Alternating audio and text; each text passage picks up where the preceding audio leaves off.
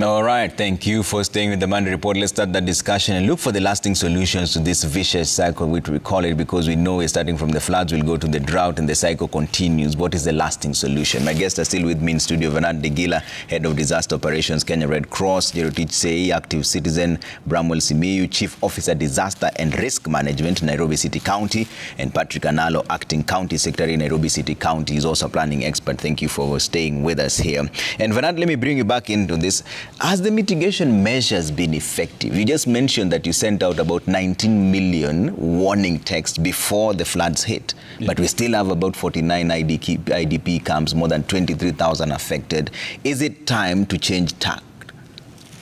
But largely, they have not been very effective. Of course, the messages have reached the intended audience, but the reaction and the action which is expected. And most of the time, as we say, the best way to reduce, or rather remove the risk of any disaster is maybe to reposition yourself away from that hazard.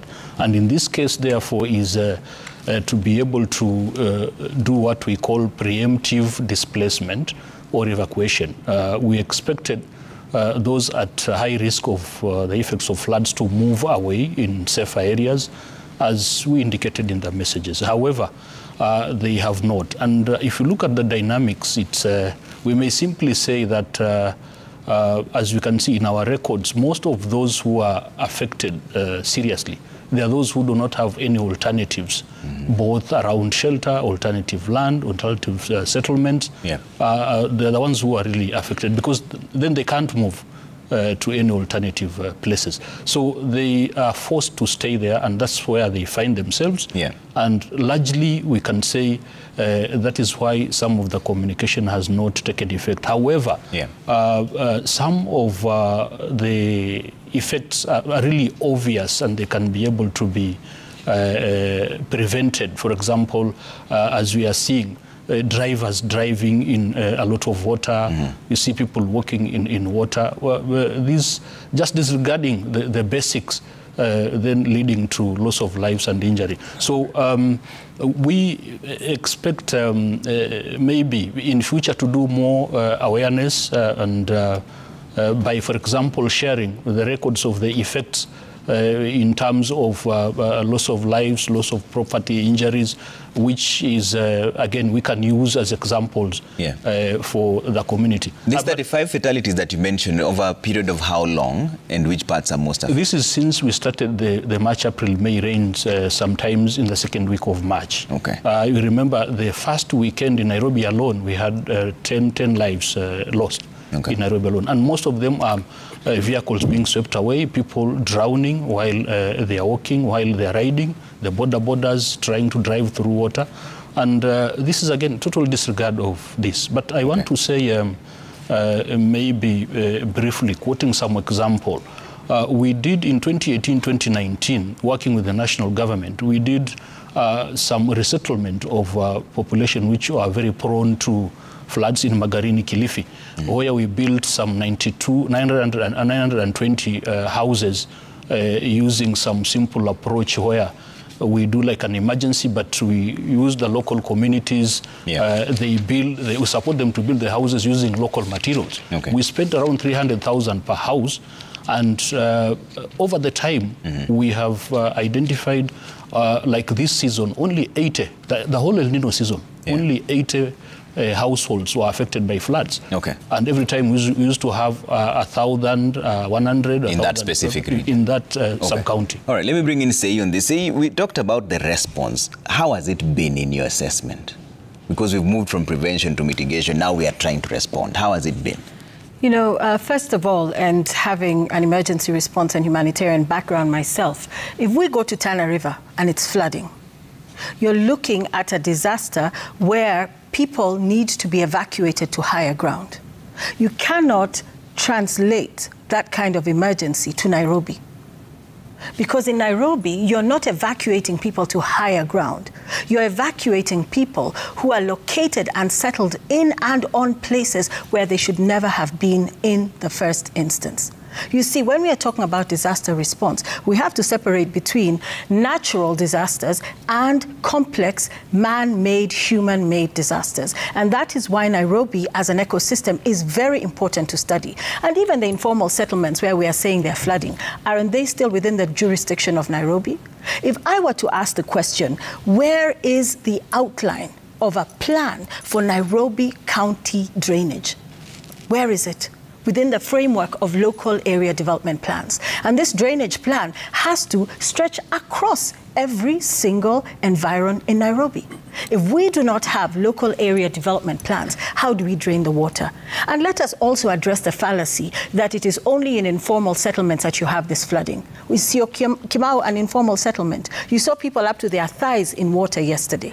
And anyway, even without flooding, Nairobi is a teeming, stinking mess of sewage and uncollected garbage. That is also a public health emergency about to happen. So as I see people standing waist deep in water, do they know whether there's feces and other waterborne diseases that could begin to come out? So, Trevor, the response is not addressing the real and the core issues here in Nairobi. And you know me, I've always called a spade a spade. We're looking at a complete failure of leadership. We're looking at a situation where there has been a proliferation of uncontrolled development, which is not really development, it's anti-development. All these high-rises, all the trees that have been cut down, all in the name of providing employment and responding to a housing crisis. These are all the things that will contribute to the complexity of this emergency, because when you have asphalt, tarmac, cabro, all trees gone, no place for the water to go in, what happens? The water congregates where? On the roads, which begins to corrode and erode the roads. In fact, Kura is in the process of adopting more climate-resilient approaches to building roads. So, Trevor, let us call it what it is. We cannot have a disjointed approach to emergency response without problematizing what is actually happening in Nairobi. And in Nairobi, there is a failure of leadership, starting with Governor Sakaja and the county. If we are talking about nightclubs and 75 stories and dancing fountains in the middle of these climate-related situations and emergencies, what are we saying? We are saying that as a county, there is no capacity to envision and think beyond things that are linked to PR or things that are linked to showy, happy things, when in actual fact, people are losing their lives and losing their livelihoods every day. Okay. So for me, my approach is integrated, it is holistic, it is complete, and the fish that rots at the head, we take it all the way back to county leadership and that failure. Okay. And it's high time we said, those who cannot stand the heat must get out of the kitchen, and allow those who are really committed to urban planning, those who are committed to really saving and protecting the lives of every single person living in Nairobi to come to the table and do that work, and the others can go away. Look, Trevor, Lavington, Kileleshwa, Kilimani, you saw what happened on Oleodume Road yesterday. Parklands, Westlands, Eastleigh, South C, South B, you name it, Langata, flooding is happening. And every time you build on riparian land, it's not about telling people, move away from the riparian land. It's about asking, how were permissions issued in the first instance? How were rivers downgraded to streams? Because a river doesn't understand downgrading. A river will find its pathway, and this is what is happening. This is an unprecedented disaster. We saw El Nino in the 90s. This is like never seen before. And as the proliferation of illegal constructions continue in this country, we have not seen the end of it. And we're going to continue to drift into the space of anarchy, which we know Nairobi to be right now. Okay. Simi, what are you doing? Specifically, I asked you about Mukuru, because we were there yesterday and there's a lot of floods. Yeah. Well, Trevor, perhaps allow me to just also mention that flooding and disasters are not unique to Nairobi. Flooding does not occur singularly because of the leadership that exists in Nairobi. We acknowledge that we've had challenges in the past that have contributed to some of the things that my sister has mentioned. But, you know, the climate change and other phenomena, that is environmental changes that are going on globally, actually are causing flooding globally. It is for that reason that you find even sophisticated cities such as Dubai, London, also experiencing flooding. So it cannot be that the only cause of the challenge of flooding in Nairobi is because of the leadership that we have. Now, having said that, we agree that there's work to be done. You know, to understand the problem of flooding in Nairobi, understand the topography. We have many rivers emanating from the Ngong side, which is on the highlands, and the Limuru side, which is on the highlands. These are about 6-7 rivers. Ngong River, we have the Nairobi River, we have Kibagare, we have Madari, all these rivers, which snake through Nairobi, of course, passing through some of the low-income settlements, getting to as it flattens towards the eastland side, it becomes flatter, and all these rivers then converge in the Ruai, Dandora area before getting into the Athi River. Now, what happens, of course, because of the many challenges that we've had in the past, some of the challenges she's talked about encroaching in the riverine system, some of the uncontrolled developments. Certainly, then we have some of these flooding problems that we had. And we agree that at the moment we have a lot of above average rain, causing some of the challenges that you're facing. So being where we are, what are we doing? And I mentioned that as a sector, in the past, Nairobi had a responsive strategy where you had the fire and rescue services. Now, what has happened is that we've restructured and looked at issues of disaster risk reduction and asked ourselves, what can we do to mitigate? So we flagged out all those concerns that my sister has mentioned, and there's a clear plan to address them. Issues of drainage, upgrading the drainage system. The current drainage infrastructure we have was built way, way before this current population that we have. And we recognize that because of population growth, because of these developments that have gone on, we have those challenges. So we, as an administration, there's a clear plan working with the national government to be able to work on these drainage systems. Yeah. It is for that reason that during El Nino, you saw the 3,000-strong Green Army clearing and cleaning the drainage systems. That helped to a large extent to mitigate the effects that you're now facing.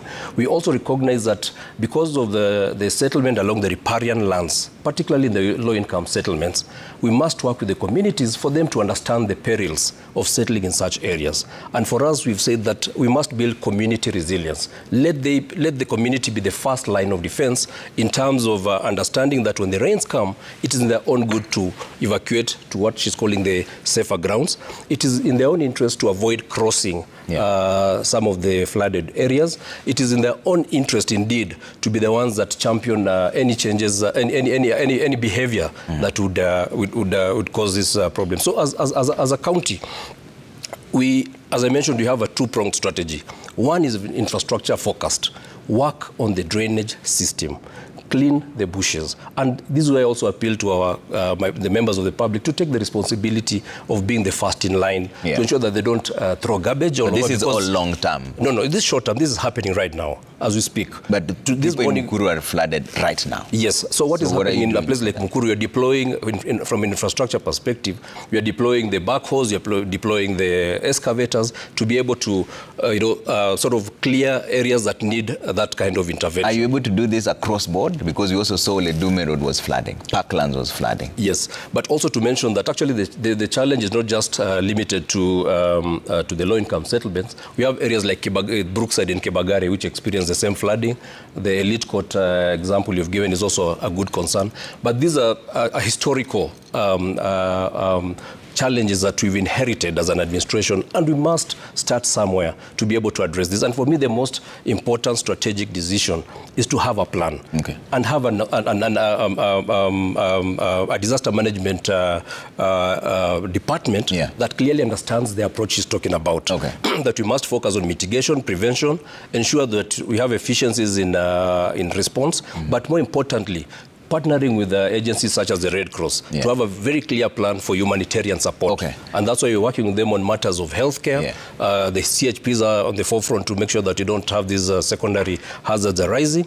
We are working very closely with them to provide food and non-food support. Just to say that disaster is not a one-man affair. It's not a one agency. This is something that cuts across all agencies. All sectors, Analo, how are these permits given for building? Yeah, thank you, Trevor. I think because of lack of enough time, I will not go into history. But however, allow me to mention two things. One, there has been a tremendous change in the precipitation history of the city of Nairobi. The downflow that we are seeing over time has tremendously changed, and I think it's important for people to take note of that. And then secondly, we must also take note that from around 1992, that's when we started losing our city in terms of development trends, in terms of development control. We had illegal allocation of title deeds into the river. We have irregular land grabbing in sections of the city, and this was politicized. And we had settlements being created there. Most of these settlements are sitting on riparian land. For example, a large percent of Kibera settlement is encroaching on Nairobi Dam. That is not something that happened 2 months ago. The settlements that you have in Mathare, that are sitting on Mathare River, the Kibagares, did not happen 3 years ago, Trevor. There has been a historical failure in terms of observing of certain standards and requirements in managing the city. But we are not here to really discuss that. The issue we are facing here today is, one, what are we doing to address the current challenge? I think that is what the chief officer has responded to. I would like to add that the city has developed a new, what you call, urban resilience strategy that is comprehensive, that is integrated. The people who are being affected by floods are not just people in the houses alone. We have kids who are coming from school, who are delaying to get home. We have people getting stuck in traffic, even if it's not flooded. I mean, it must be comprehensive and integrated. The issues that Jerotich is raising, for example, public health issues, lighting and so on and so forth. Back to your question, Trevor, about approvals. I think, again, because of lack of time, I would like to separate issues. There's a very clear procedure on processing of development applications. We have a national legislation, which is called the Physical and Land Use Planning Act, that is very recent, is formulated in 2019. And then at the county level, each county have their own relevant localized county legislations that guide development control. For the city of Nairobi, we still rely on the Building Code of 1968, and then the Physical and Land Use Planning Act of 2019, and a number of area policies that I would say are outdated, and we're in pursuit of upgrading them, or rather having a new framework to guide developments within the 20 traditional development districts of the city of Nairobi. So you don't think this is a leadership failure, like say you were saying? I think, Trevor, if you ask me, again, thank you that I'm here particularly as an urban planner. Of course, there is politics in urban management and development, but for the city of Nairobi, we must be able to separate issues in terms of where we have had failure in terms of urban management, and I trace it back to 1992, of course, at the advent of multi-party politics. Yeah. For example, let me raise the issue of the buildings that are partly, for example, Kiricho Kubwa, that we had a challenge yesterday. The property was developed in the 90s. It has a title deed. It had clearance from Water and Resource Authority. So if, Trevor, you have a title deed, of course, it has been carved partly into the river, your approval is processed in the 90s, is granted, and then the river courses change over time, and that's why I made reference to precipitation. Yeah. So this particular time, Kericho River has flooded and has affected a section of those development at the elite court.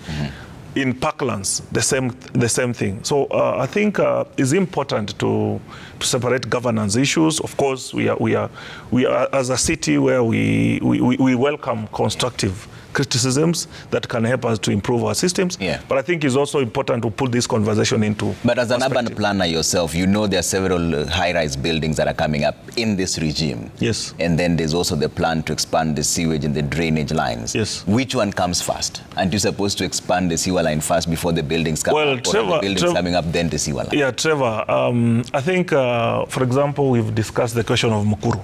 If you ask the guy who is not able to sleep in the house today in Mukuru, whether they will want to be somewhere to put their head down, they will tell you that, I would rather have somewhere to sleep tonight. That's a very complex question.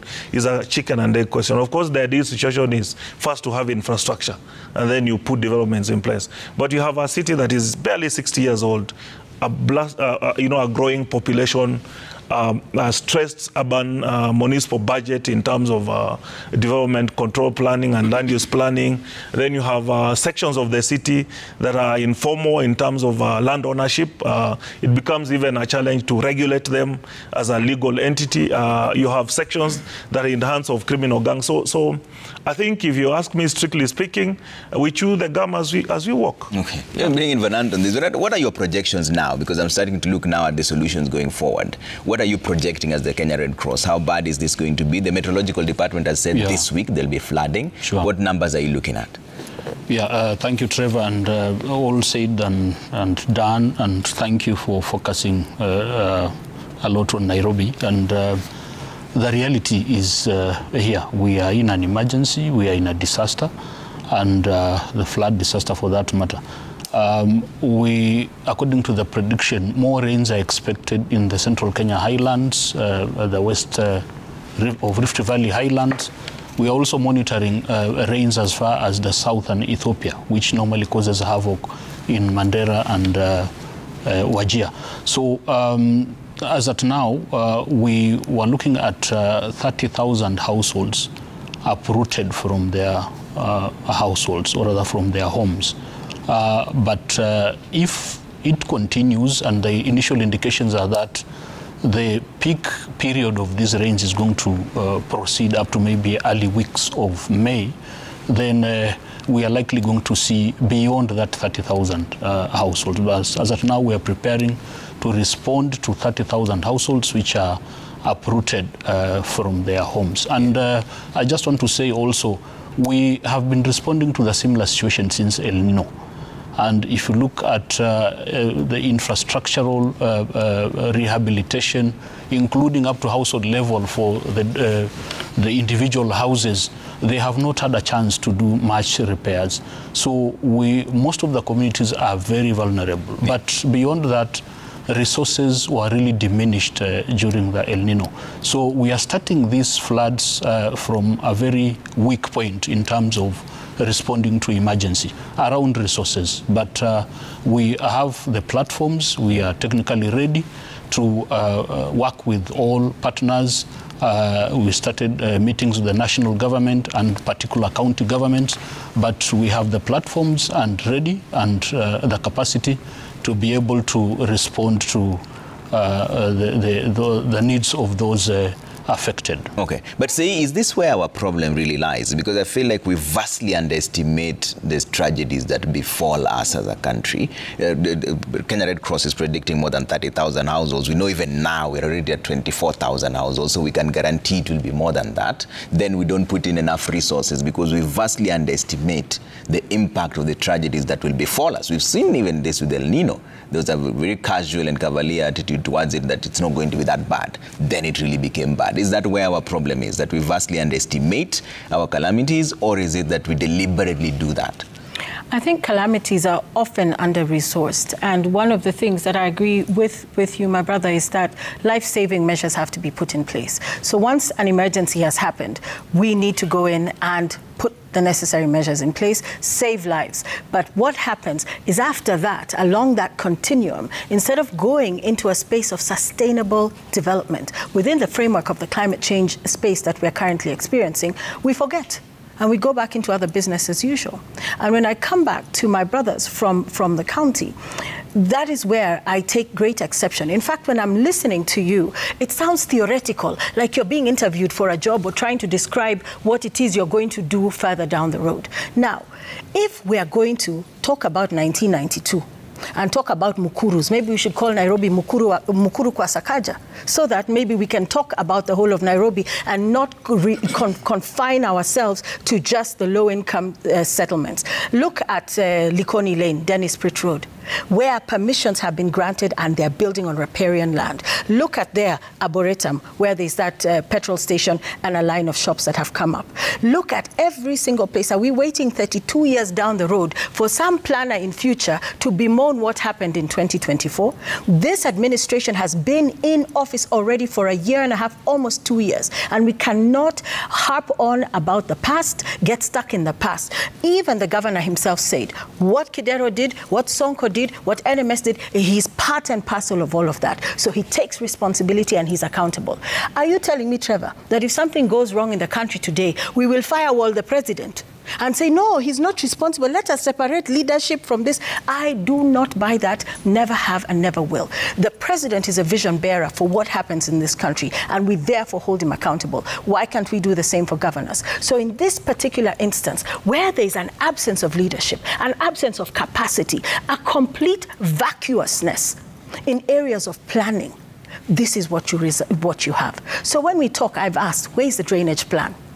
Where is it within the framework of local area development plans? There is no drainage plan. Even if you're unblocking drains now, you're unblocking drains of 1973. You're unblocking drains of 1948. There's a new plan that was launched by Governor Kidero, never been implemented, 2014 to 2030. Instead, we are looking to cut corners so that we can provide permissions to uncontrolled undevelopment. These things are harmful and deadly and dangerous. Go to Parklands, Mathare River, what is happening?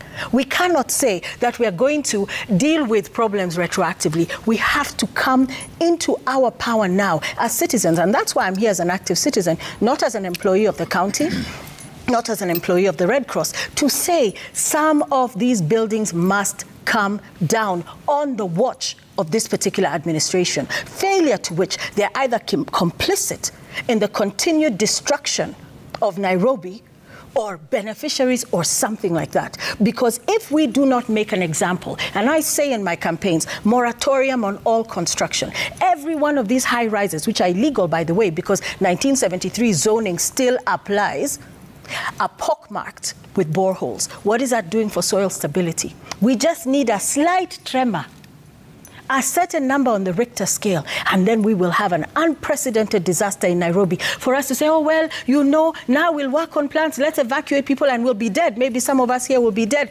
under the rubble. So we are not being serious enough, Trevor. We are not being radical enough. And those of us who live next door to these high-rises, you don't know how they got their permissions. You don't know how NEMA permitted the cutting of Mugumo trees, left, right, and center.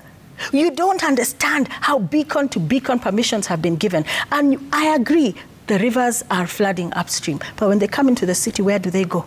There is no place for the water to go. Okay. So, Trevor, there is a problem. And until we stop pussyfooting around it and saying, oh, yes, we're going to do this, maybe we'll do that. Oh, it's not the governor's fault. Let's call it what it is. Okay. And you know how vociferous I can be on these issues. And you know that I'm also in the same party as the governor, but I'm not afraid to call him out. And he should be providing the leadership that we need to protect Nairobi, this county. There are 46 other counties, I agree, and we must not forget about them, that he has failed to provide leadership where it counts most, and Nairobians are paying the price, and we have to say enough. These construction cartels must fall. There must be a moratorium on construction, and we need these plans that you're supposed to have for us. And if they're not there, why are they not there? What are you doing in office? Do we need people who can actually do the work to come and do the work? All right, Simiyu and Anala are both from the Nairobi City County, so they can respond not on behalf of the governor, but on their specific dockets. Let me bring you in, Simiyu, on this. Now,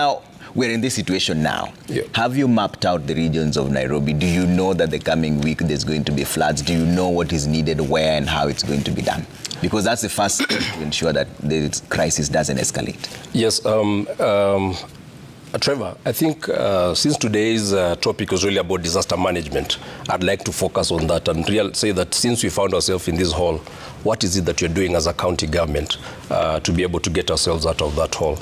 First, to just inform the public that we created a multi-sectoral team at the county government that brings together all the key departments. Public health, we have environment, we have works, we have disaster management, we have public communications, and so on and so forth. The second thing we did was to map out all the hotspots in the county, those areas that are prone to flooding and disasters as we know them. The third thing was then to charge, to engage each of the sectors to come up with sector-specific plans which were cascaded down to the sub-counties.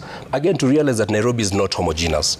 You know, each sub-county has different challenges when it comes to disaster management. So what you've done is to then look at, for example, the flood-prone Ruai, Ruai, Dandora area, the Kamulu area. What is their priority? And they've come up with their plan and also come up with the resources that they require. What we then did is to engage with other stakeholders, including the national government. We've been working very closely with the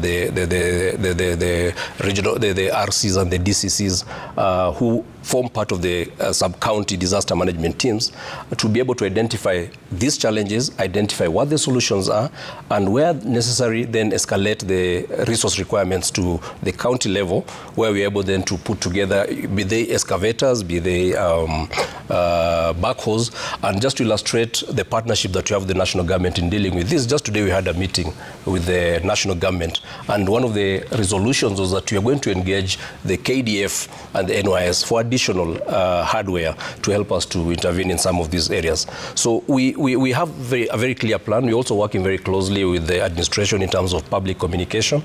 Like I mentioned, a lot of the fatalities we witness are because of behavior, and just being able to engage with the communities so that they're able to appreciate these challenges. What is the budget you have for this? Well, we're dealing with right well, again, like I mentioned, these are different agencies working together, so we do not have one figure that I'll put my finger on, because disaster management has its normal budget. We have works department doing the routine maintenance of infrastructure. We have environment with their budget that involves removal of garbage and taking it to Dandora and other sites. So it's a global budget. We also working very closely. A specific one for this. We also just to illustrate why this is a multi-sectoral affair, where we are working with other stakeholders. I mentioned the national government. We work very closely with the Red Cross. We work with the NGOs that are in this space, understanding and appreciating that it's not one agency that can be able to take care of this challenge. So as a county, we recognize that we can never have adequate resources to manage disasters. Okay. They're unpredictable. Yeah. The scale and extent can never be foretold for you to have adequate resources. Okay. And it's for this reason, Trevor, that allow me to say this. Recently, the Parliament passed the National Disaster Management Authority Bill, recognizing that we need to rethink our model of how we deal with disasters. We need to come up with dedicated agencies that can govern the management, the leadership, the management, and the financing. Okay. Come up with a sustainable financing model that allows, for the sake of discussion, the Nairobi County Disaster Management Authority, which we hope will also have in the near future, to have the sort of semi-autonomy that allows it to be agile, to mobilize the resources it needs when it needs to be able to deploy partnerships that it can, so that we then free ourselves from the current constraints, which limit us to the available resources in the current budget, and therefore limits our ability to be able to discharge our mandate. All right, and I'll address two things. One of the things that Sei was saying, that we need to be a bit more radical, and some of those buildings need to come down.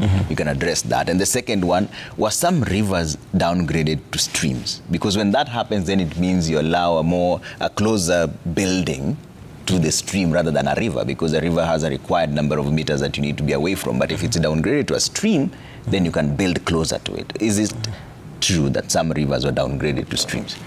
Yeah, thank you, Trevor. I think let me respond to a number of issues which Sei has raised, and I want to really appreciate some of your comments. I think are progressive. The urban environment within which some of us work requires a multi-approach, multi-thinking, and divergent stakeholder engagement and input and participation. Of course, I would not want to get into the political aspects of it. One, Sei is asking about the Nairobi City Stormwater Master Plan. I want to sit here and say that we recently had an approval of Nairobi City land use policy, which customizes the national land use policy. Within that within that city land use policy, we expect to pull out a new stormwater, master plan, which in a couple of months after we have worked on the budget requirements, we expect that to that process to roll out, and I think we'll be reaching out to people like say who are key stakeholders in the city. Yeah, the second question is whether the rivers have been downgraded, within the city. I would like to respond by saying first, it's important to appreciate that all the wetlands within the city is an area of convergence of a number of agencies and institutions. We have the county government, we have National Environmental Management Authority, then we have the Water Resource Management Authority. I have no information at all of any river or stream that has been downgraded in the city.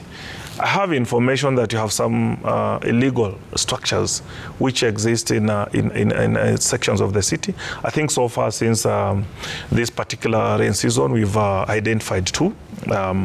We have one next to Kiricho Kubwa. We have one at parklands around Getadhuru River.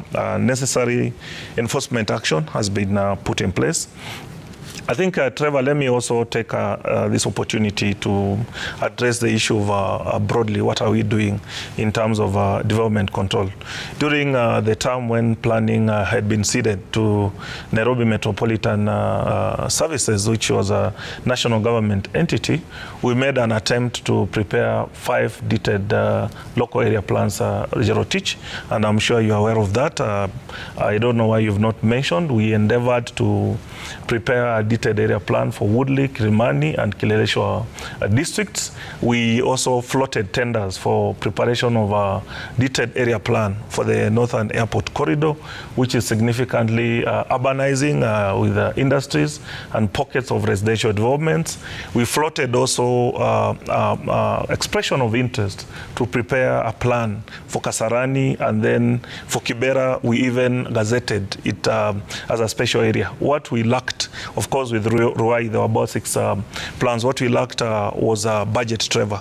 We have revived that process, Gerotich.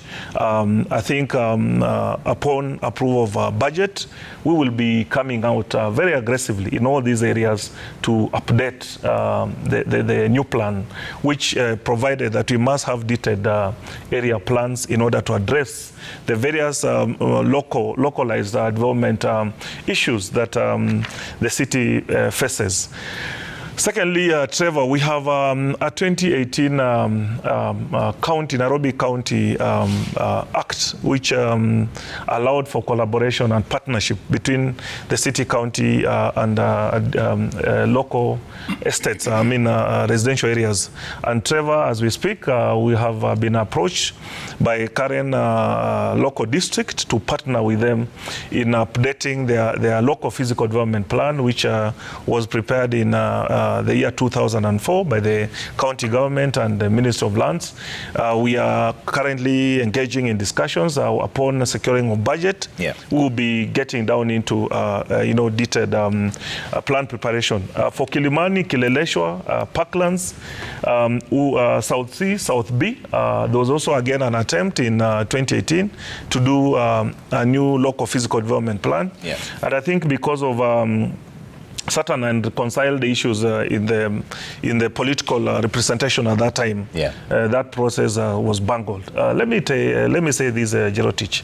Of course, I acknowledge we have a number of urgent issues in terms of managing of our city, yeah. that we must urgently attend to. I would like to go on record that all is not lost. As to whether we have capacity as a county government in terms of technical capacity to achieve that, I would like to go on record that I believe, yeah. we have the technical capacity. Trevor, I must mention that the greatest undoing, yeah. that I think most municipal authorities have faced, not only in Nairobi but in the county, is to get the requisite funding. And probably next time we'll be able to, I would like to come back and discuss even the budget process vis-a-vis financing of planning in urban areas and development control. Remember, Gerotich, the CIDP and the ADPs require that county assemblies must allocate budgets for local physical development plans, even management and processing. Yeah. But the tragedy is that, of course, the processes are made, the consultations go into process, but when these budgets get to the local assemblies, you know, priorities change, and the budgets are either moved or slashed. That is, again, is not to paint a pessimistic picture. Yeah. We will still have to go back to that, and I think for the time being, we must be able to address the issue of flooding. We have that Nairobi City County Urban Resilience Policy, which has been, of course, we prepared with funding from World Bank, spending approval with the cabinet. Okay. Moving forward, what do we have to do? That is actually the right question. So I'll start with Fernand on what is it that you have to do. Yeah, let's talk about that. 1 minute each. Trevor, I think since I'm still there, for planning, we have dispatched our teams into the 17 sub-counties, the 85 wards. Okay. Together with the disaster management and coordination sector, we have the environment sector, we have the work sector. We are actually, first of all, for example, you know, in some settlements, when the rains, continue, the soils become a bit unstable. Okay. We've had cases in the past where buildings have come down. We have deployed our officers 24 hours to actually make sure we do not lose a single life because of collapsing of a building. But secondly, you've asked me whether some of these buildings can go down. It will not be the first time for us to bring down buildings that are encroaching on riparian. Okay. Remember at the T-Mall Junction, there was a building that was brought there about 5-6 years ago.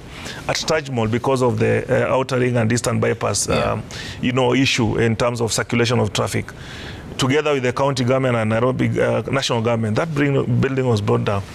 The former Nakumatt UK, we had partly even a religious institution that was sitting on a river. That building was brought down. Okay. Yeah. So I must also say that I think the capacity is there, the goodwill is there. All right. And we are determined to really address this. All right. That will mark your closing remarks. Now we do it anti-clockwise.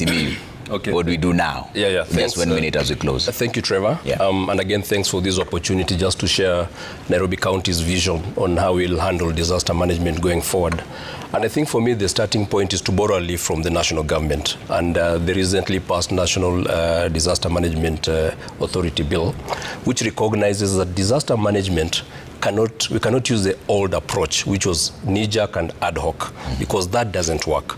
So going forward, we're looking at, as a county government, coming up with a new legislation that helps us to create a much more robust, agile authority that can be able to then address the entire spectrum of disaster management that my sister Sei mentioned, that looks at both mitigation, prevention, the response, and as well as the recovery. And indeed, we are already moving along that pathway.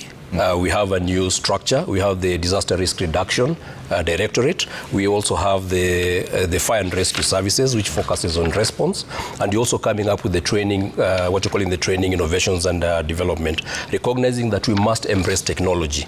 So the first step really is for us to be able to reform not just for Nairobi County, but Nairobi County is more important, is critical because it's the face of Kenya. Our agenda is a national agenda. Therefore, we must have a world-class disaster management authority, number one. Number two, we must invest heavily in disaster management. We must look at what is it we need to do to ensure that we de-risk the city from all forms of hazards, be they fire, be they floods, be they earthquakes, accidents, and so on and so forth. We need a world-class facility. This administration has done fairly well. We have about 6 fire stations in Nairobi. We have 2 new ones that are coming up in this particular year. We've just broken ground in Gikomba just to be able to deal with the fires and hazards in that area, and Kangemi is coming up soon. We must invest heavily. Global best practices indicate that you need 1 fireman for every 2,000 citizens. At the moment, we have a force of about 350 firefighters. With a population of 5 to 6 million Nairobians, we actually need a disaster response brigade or unit of at least 3,000 firefighters. Therefore, we must be ready to invest in both the personnel, the equipment. We must have all forms of equipment that allow us to deal with all forms of disaster. All right. I know that we said it in just some time ago, but I think we realize that with the floods, we actually need rescue rafts to help us deal with that.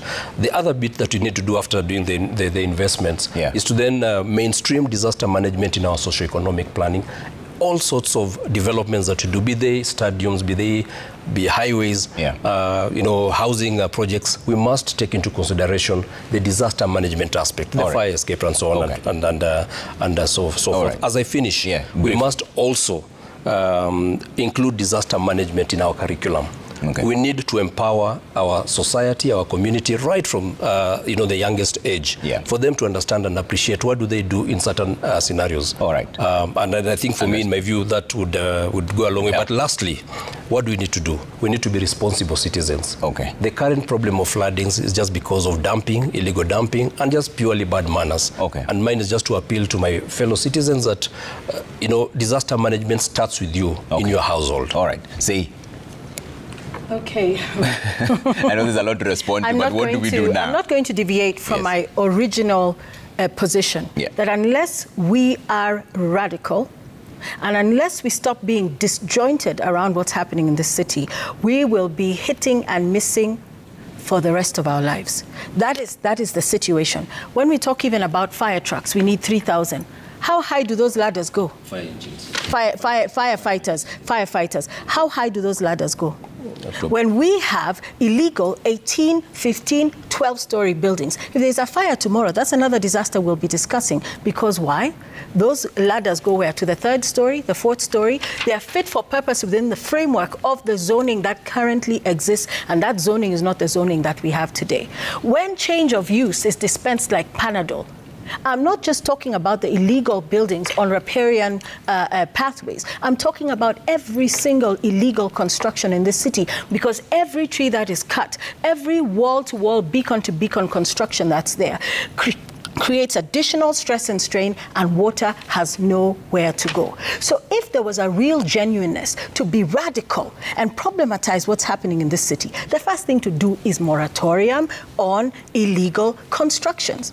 And if we are talking, the governor himself talks about public participation to increase the heights of buildings. It means, in effect, that every single building that's out of zone right now in Nairobi is illegal. Whether they have boreholes, whether they're on riparian, whether they have cut all trees, beacon to beacon, they are illegal.